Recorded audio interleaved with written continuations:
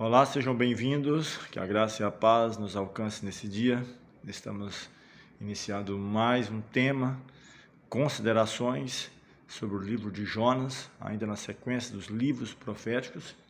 Seja bem-vindo a você que nos acompanha nas ondas da 97 FM, a você que estará acompanhando, quem sabe, através do canal no YouTube ou em outras mídias também.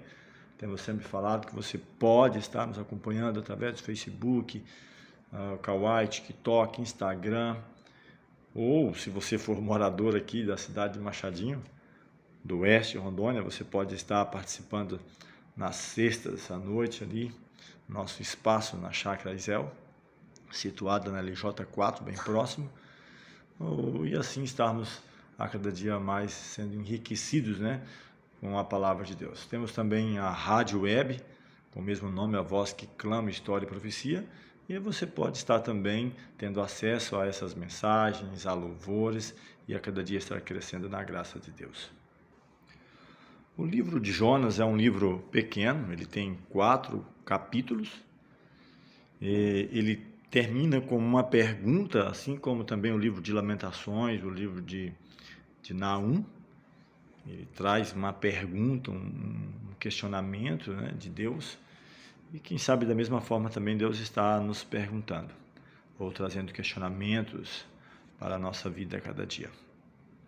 Ele é um livro puramente missionário, de um Deus que se preocupa com as pessoas, com as nações. Ele, no contexto do Antigo Testamento, ele é um livro mais missionário, porque ele é direcionado justamente à cidade de Nínive, a capital da Assíria, que era a maior potência dominante da época, que, aliás, foi o povo que conquistou o povo de Israel, que levou para o cativeiro. Posteriormente, a Babilônia conquista os assírios e leva o reino de Judá também para o cativeiro. Eu tenho falado sempre sobre juízos retributivos de Deus na história. Trabalhei alguns temas falando sobre isso, né, o que ocorreu no passado. Tenho também uma mensagem chamada Juízos Misericordiosos, que está mais voltado para o nosso contexto, do período que nós vivemos, das nações hoje predominantes, das igrejas que predominam com suas mensagens. E podemos trazer isso também para o contexto de famílias, de indivíduo, pessoas no geral, onde cada um, Paulo escreveu, chegará o momento que deverá apresentar-se diante do tribunal de Cristo para dar contas de si mesmo aquilo que foi feito através do corpo, das escolhas, das decisões, das oportunidades aproveitadas ou perdidas. Então, o livro de Jonas trabalha muito isso. Provavelmente ele tenha sido escrito no 8º século antes de Cristo, há alguns pontos. Eu estou usando como referência, eu falei algumas vezes, a Bíblia de Estudo Andrews, né, onde ela traz alguma coisa sobre o autor. O nome Jonas, só por curiosidade, ele quer dizer pomba. Tem até uma descrição em Osés, capítulo 7, versículo 11, onde descreve a Efraim como um sinônimo também, né, para o reino do norte, e fala sobre isso como uma pomba que é enganada, que é sem entendimento. E há algumas profecias de Jonas que pode ser encontrada no livro de 2 Reis, onde fala alguma coisa sobre ele, sobre o seu parentesco, do seu pai. E aqui podemos trazer alguns pontos, algumas curiosidades na introdução dessa mensagem do livro de Jonas, antes de entrar no tema em específico, conteúdos e temas. E antes da gente entrar, primeiramente na introdução e depois no desenvolvimento da mensagem, eu quero convidar você a ter uma palavra de oração, preparando assim a nossa mente para o entendimento da palavra e as possíveis implicações e aplicações para nós. De modo geral, quero estar mandando aí que dá alô, abraço a todos que vão estar ouvindo a 97, para todos também em outras mídias. Convidar você a participar também em outras mídias, outras plataformas, vídeos menores, como eu já mencionei, divulgando aí o nosso trabalho, né, daquilo que fazemos. E quero estar orando por você, e você possa estar direcionando seus problemas, como está escrito na carta de Pedro, 2 Pedro 5,7, lançando sobre ele ou sobre Cristo todas as nossas ansiedades, porque ele tem cuidado de nós. Vamos falar com o Senhor neste momento. Eterno Deus, bondoso Pai, graças rendemos por tantas e tantas bênçãos a nós concedidas.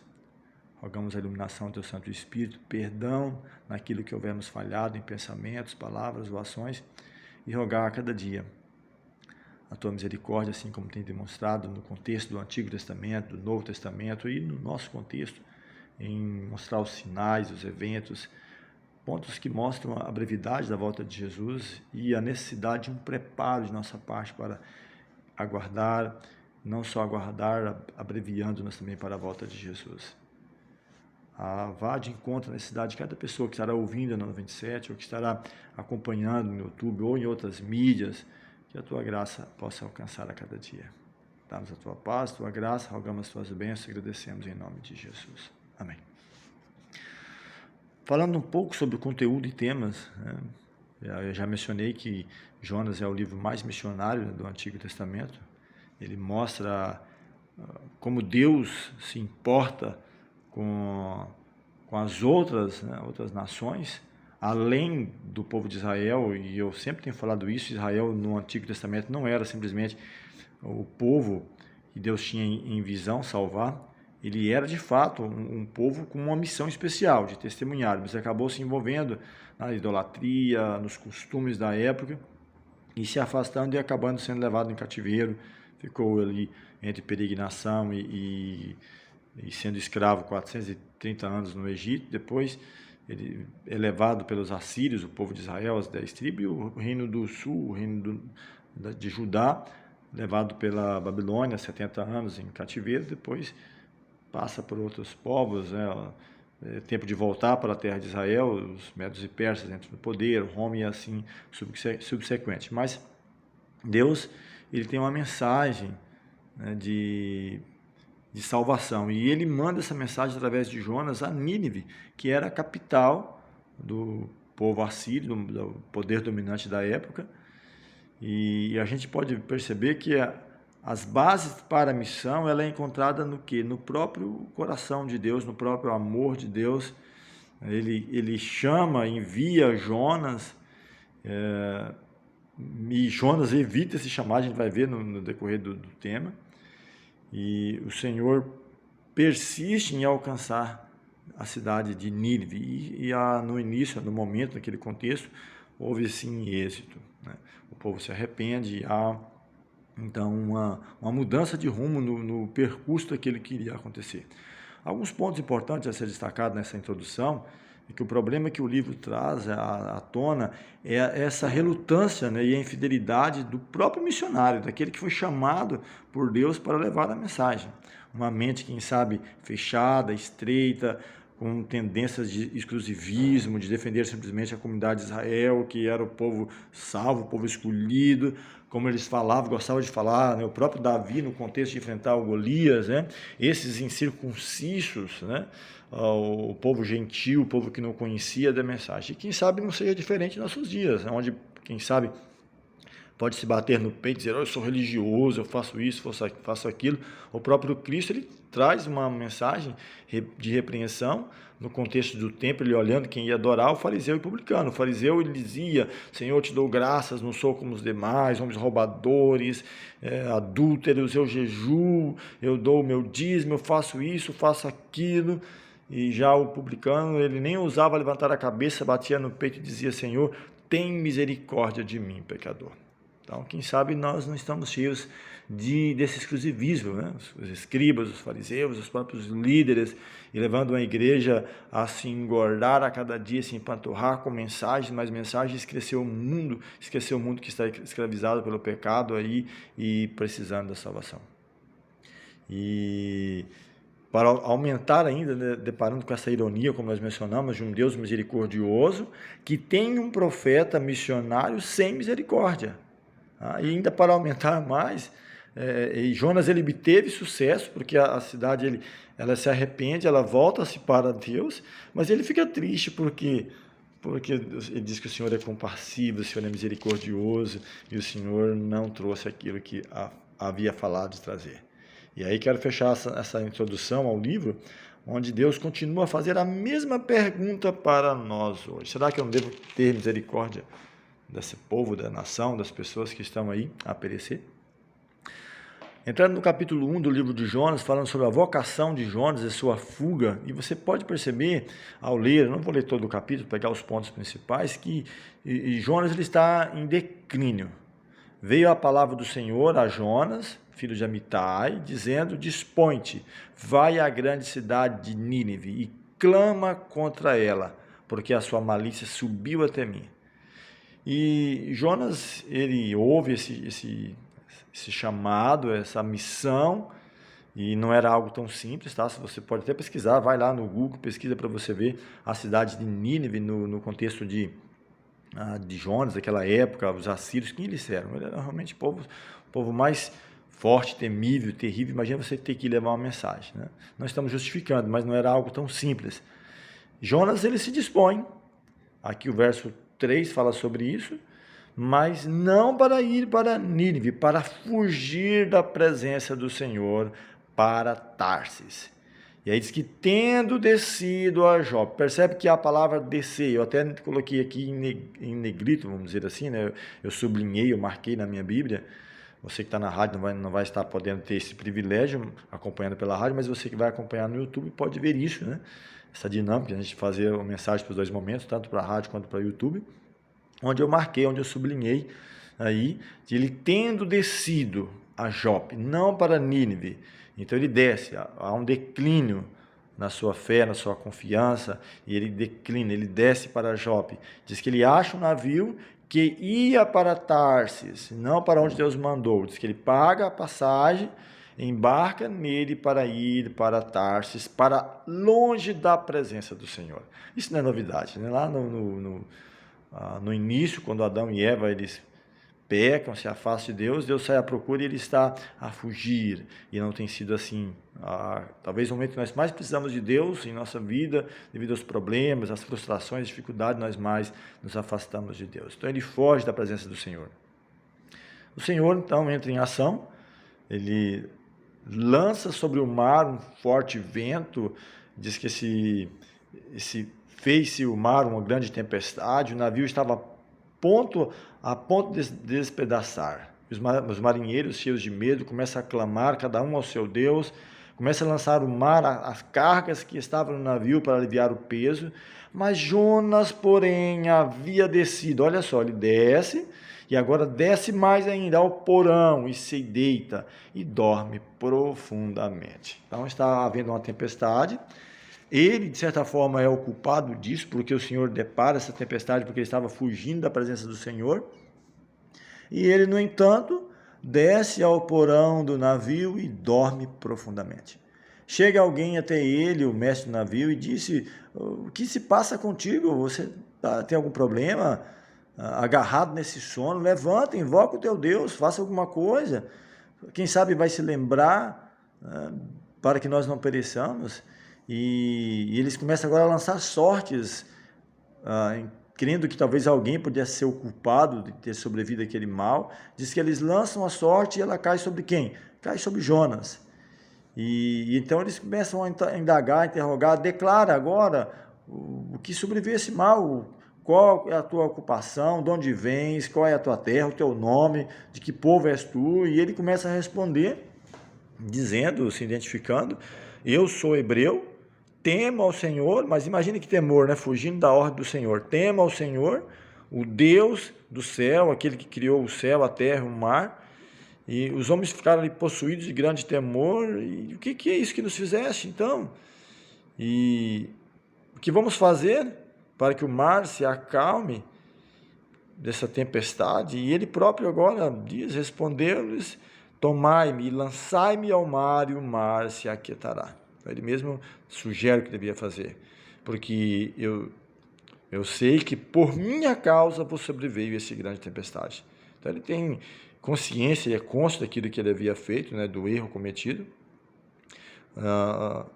Diz que eles clamam ao Senhor, rogam ao Senhor para que não perecesse. Diz que levantaram Jonas e lançaram ao mar, então o mar cessa a sua fúria. Diz que eles temem. Então eu percebo que até mesmo nas falhas, né, Deus usa de oportunidade para levar o seu nome, testemunhar. A palavra de Deus sempre vai se cumprir, a sua obra vai concretizar. mas nós poderemos estar de fora caso não obedeçamos a sua ordem. Então, esses homens temam ao Deus em extremo, diz que eu passo a oferecer sacrifícios ao Deus de Israel.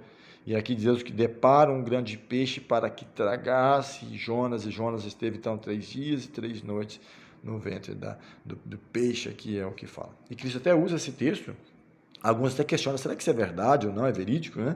É uma narrativa histórica, verdadeira. E o próprio Cristo, quando ele fala sobre a sua morte e ressurreição, ele fala assim como Jonas, uma geração má, incrédula, pede sinal, nenhum sinal será dado, senão do profeta Jonas. Ele diz assim como Jonas teve 3 dias, 3 noites no ventre do peixe, assim também o Filho do Homem estará 3 dias no seio da terra. Então, ele menciona sobre isso. E Jonas, então, percebe só descendo, né? Descendo, agora tragado pelo peixe, provavelmente descido mais às profundezas do mar. E ele, então, se lembra e ora ao Senhor. Capítulo 2, entrando no capítulo 2 do livro de Jonas. Então, Jonas, do ventre do peixe, ele ora ao Senhor, seu Deus, e disse: na minha angústia clamei ao Senhor. E ele me respondeu, no ventre do abismo gritei, e tu ouviste a voz. Pois me lançaste no profundo, no coração dos mares, e a corrente das águas me cercou, e todas as tuas ondas e as tuas vagas passaram por cima de mim. Eu quero até abrir um parêntese aqui, né, porque há algumas crenças, algumas ideias que nós podemos só orar de joelho, né, só tem que ser de joelho. É claro, quando possível, numa boa oportunidade, o melhor jeito é nos prostrarmos diante de Deus, nos ajoelharmos, nos humilharmos diante dele. Mas o fato de simplesmente de ajoelhar não quer dizer que eu esteja me humilhando diante do Senhor. Aqui Jonas, não tem como nem descrever qual a posição ele estava dentro de um peixe, mas ele reconhece a sua falha, o seu pecado, ele clama ao Senhor. E ele diz no verso 4 ainda: então eu disse, lançado estou de diante dos teus olhos, tornarei porventura a ver o teu santo templo? As águas me cercaram até a alma, o abismo me rodeou e as águas se enrolaram na minha cabeça. Desci, mais uma vez ele mostra, desci aos fundamentos dos montes, desci até a terra, cujos ferrolhos se correram sobre mim para sempre. Contudo, fizeste subir. Olha, ele começa agora a fazer o papel inverso. Ele foi descendo até as profundezas do mar. Fizeste subir da sepultura a minha vida, ó Senhor meu Deus. Ele começa a fazer o caminho inverso de subir, começando com a sua oração de clamor, de humilhar diante de Deus. Quando dentro de mim desfalecia minha alma, eu me lembrei do Senhor e subiu a ti a minha oração no teu santo templo. Então ele começa esse caminho inverso de clamar, de lembrar-se do Senhor, de orar ao Senhor e saber que a sua oração subiria até ao Senhor. Olha que impressionante, né? Um Deus misericordioso, um Deus que deseja salvar, que envia um mensageiro, um profeta para levar a mensagem a uma nação, que Deus sabia que posteriormente cairia, aproximadamente, quem sabe 100 anos após essa mensagem, eles caem pelas mãos dos babilônios, que posteriormente cairia pela mão dos medos persas, que cairia pela mão da Grécia, que cairia pela mão de Roma, que seria dividida em 10 reinos, e que caminha para os nossos dias, e que vai para a perdição. Paulo escreveu, não temos cidade permanente, eu bato nessa tecla sempre, nós não temos que buscar aqui cidade permanente. Nenhuma delas. A profecia mostra que o 5º reino universal será do reino do Messias, de Cristo, quando ele voltar e restabelecer para sempre. Não simplesmente num Israel literal, como muitos acreditam, mas será ali. Ele fala que fenderá o monte, a cidade descerá e será a capital do novo céu, nova terra, onde todos poderão, claro, aqueles que aceitarem a Cristo como Salvador pessoal poderão estar. Jonas, ele fecha o capítulo 2 aqui dizendo que ao Senhor pertence a salvação, e o Senhor, pois, verso 10, falou, pois, o Senhor ao peixe, e este vomitou Jonas à terra. Ou seja, ele volta ao ponto de origem, a recomeçar novamente. E veio de novo a palavra do Senhor, capítulo 3, a Jonas pela segunda vez, dizendo, dispõe-te, vai à grande cidade de Nínive, proclama contra ela esta mensagem que eu te digo. E agora Jonas levanta e vai a Nínive, segundo a palavra do Senhor. E aqui passa a descrição do verso 3, do capítulo 3. Ora, Nínive era cidade muito importante diante de Deus, e de 3 dias para percorrê-la. Era uma cidade ímpia, pecadora, dominada por vícios de toda a espécie, mas ela era importante diante do Senhor, porque o Senhor queria salvá-la. E Jonas começa a percorrer a cidade, caminho de um dia, e pregar, dizendo: ainda 40 dias e Nínive será subvertida. Uma mensagem direta, objetiva: Nínive será subvertida. Com certeza, os moradores de Nínive, da cidade dos assírios, conheciam o contexto do povo de Israel. Temos até exemplos dos próprios assírios que foram para conquistando o mundo ao redor das nações, e se deram mal no contexto de Israel porque confiou no Deus eterno e verdadeiro. E aqui diz que houve arrependimento. Os ninivitas creram em Deus, proclamaram um jejum, vestiram-se de panos de saco, desde o maior até o menor. Chega a notícia até o rei de Nínive, ele levanta do seu trono, tira de si as vestes reais, cobre-se de pano de saco, assenta-se sobre cinza, e fez-se proclamar e divulgar em Nínive, por mandado do rei e seus grandes. Nem homens, nem animais, nem bois, nem ovelhas, prove alguma coisa, nem os levem ao pasto, nem bebam água, mas sejam cobertos de pano de saco, tanto homens como animais. E clamaram fortemente a Deus, e se converteram cada um do seu mau caminho e da violência que há nas suas mãos. Quem sabe voltará a Deus e se arrependerá e se apartará do furor da sua ira, de sorte que não pereçamos. Verso 10, coroa o capítulo 3, diz que viu Deus o que fizeram, como convertendo o seu mau caminho, e Deus se arrependeu do mal que tinha dito que faria e não fez. Que maravilha! Esse Deus grandioso que deseja desesperadamente salvar a você e salvar a mim, e salvar as nações, as pessoas. A promessa feita a Abraão que no seu descendente seriam benditas todas as famílias da terra. Ezequiel capítulo 33, ele fala que o Senhor não tem prazer na morte de ninguém, na morte do ímpio, mas em que se converta, em que se arrependa e que sejam salvos. E aqui o que acontece? Ao invés de Jonas estar feliz, alegre, porque sua missão foi concluída, é claro, de maneira positiva, não cumpriria a sua mensagem de dentro de 40 dias ser destruídos, o povo de Nínive, mas ele fica descontente. Capítulo 4, entrando para a parte final do livro, diz que com isso desgostou-se Jonas extremamente e ficou irado. E ele ora ao Senhor e disse: Senhor, não foi isso o que eu disse, estando ainda na minha terra? Por isso me adiantei, fugi para Tarsis, pois sabia que é Deus clemente, misericordioso, tardio em irar-se, e grande benignidade, e arrepende do mal. Então, por isso que eu já... previamente eu nem fui, eu fui para outro canto, fui para outra cidade, porque eu sabia que o Senhor é Deus misericordioso, Deus bondoso. E no verso 3 ele diz: peço-te, pois, ao Senhor, tira minha vida, porque melhor me é morrer do que viver. Então percebe que ele estava mais preocupado, quem sabe, com a sua dignidade pessoal, daquilo que ele havia falado, que profetizado, que não se cumpriria, do que a salvação das pessoas, das nações, ou dessa nação em específico, ou dessa cidade, ou da capital dos assírios em específico. E Deus então fala com ele, o verso 4, e diz o Senhor: é razoável essa tua ira? Então diz que Jonas sai da cidade, ele assenta ao oriente da mesma, e ali fez um aramado, né? A palavra aqui, enramado, né? E repousou debaixo dela, quem sabe de galhos, de plantas, alguma coisa ali para ficar, e a sombra até ver o que aconteceria à cidade. E aqui traz a parte final, a lição do Senhor para Jonas, e serve para nós também. Diz que o Senhor fez nascer uma planta, subiu ali sobre Jonas, fizesse uma sombra sobre ele, para que ele não ficasse no desconforto do sol, e Deus se preocupa com ele também.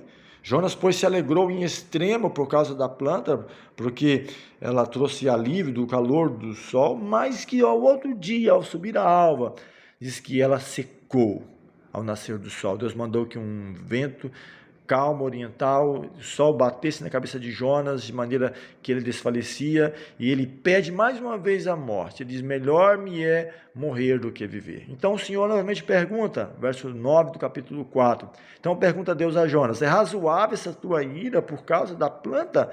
Ele respondeu: é razoável, sim, a minha ira, até a morte. Tornou o Senhor: tens compaixão da planta que te não custou nada, nenhum trabalho, e a qual não fizeste crescer, que numa noite nasceu, numa noite pereceu, e não hei eu de ter compaixão da grande cidade de Nínive, em que há mais de 120.000 pessoas que não sabem discernir entre a mão direita e a mão esquerda, e também muitos animais. Eu até disse, né, que o livro termina com uma pergunta: você teve compaixão de uma planta que eu fiz nascer em um dia e nascer no outro. Nasceu, cresceu, te fez sombra, no outro dia morreu. E eu não vou ter compaixão da grande cidade de Nínive, que tem mais de 120.000 pessoas que não sabem discernir entre a mão direita e a mão esquerda. Quem sabe não está dizendo aqui no contexto, né, de uma criança que não sabe, ou de uma pessoa que não sabe discernir o que é direita ou esquerda, mas no contexto, quem sabe, quesito espiritual, de não ter discernimento o que é correto, o que é errado. E eu não vou ter compaixão, ou que precise dessa mensagem forte, de um choque de realidade, de uma destruição iminente, de dentro de 40 dias será subvertida, será destruída. Então isso fica uma mensagem forte para Jonas e serve para mim e para você também, em nossa vida, quem sabe fechado nos nossos próprios preconceitos, de crenças, de uma estreiteza de pensamento, de que somente a minha placa denominacional, somente a minha igreja, somente isso, se o meu pastor não falar, se o meu líder, se o meu professor, se o meu pai, se minha mãe, se não é de tradição de família, não vou aceitar. Nós muitas vezes fechamos a porta à palavra de Deus que está para nos salvar. Que sabe como os bereanos, que não somente ouviram, mas foram para a Bíblia para ver se de fato era assim. Que a graça de Deus alcance a você, que esteja nos ouvindo na 97, ou que vai estar aí acompanhando pelo YouTube, que a graça de Deus te alcance, que possa levar a Cristo cada dia as suas dores, seus problemas, e nele ser vencedores. Vamos orar ao Senhor mais uma vez. Eterno Deus, bondoso Pai, graças te damos pelo cuidado, pela proteção, as mensagens que nos têm trazido a cada dia. Que venhamos nos despertar e preparar-nos para o breve encontro com Jesus, onde podemos viver com Ele, com salvos, por toda a eternidade. Dá-nos tua graça, tua paz, rogamos as tuas bênçãos, agradecemos em nome de Jesus. Amém.